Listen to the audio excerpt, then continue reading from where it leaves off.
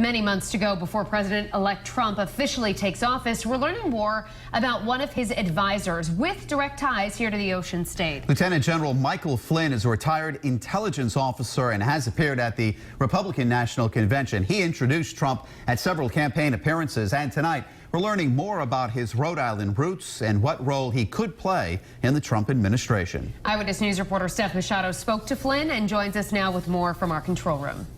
I spoke to Lieutenant General Flynn shortly after he left Trump Tower. He's from Middletown, Rhode Island, and he was a close advisor to Donald Trump during the campaign. He says he'll consider any job offer that Donald Trump makes, but he was in it to get him elected. Retired Army Lieutenant General Michael Flynn was on the short list for Donald Trump's vice president, and the Rhode Island native is now widely considered in the running for a position in Trump's administration, such as defense secretary or national security advisor. Would you say yes?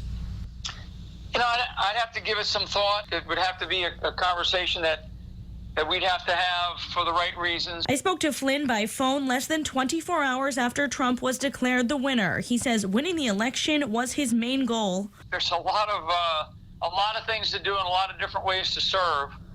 And I didn't come into this thing to get a job.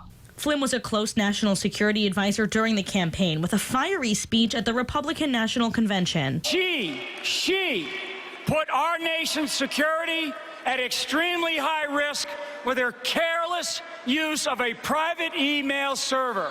The Rhode Islander tells me he still considers himself a Democrat, but was staunchly opposed to Hillary Clinton. That's partly why he joined Trump's movement. He served as director of the Defense Intelligence Agency under President Obama, but says he was let go in 2014 because of differences over how to tackle radical Islamic extremists. We need to strengthen our military quite a bit, and that's going to be one of the priorities of a Trump administration.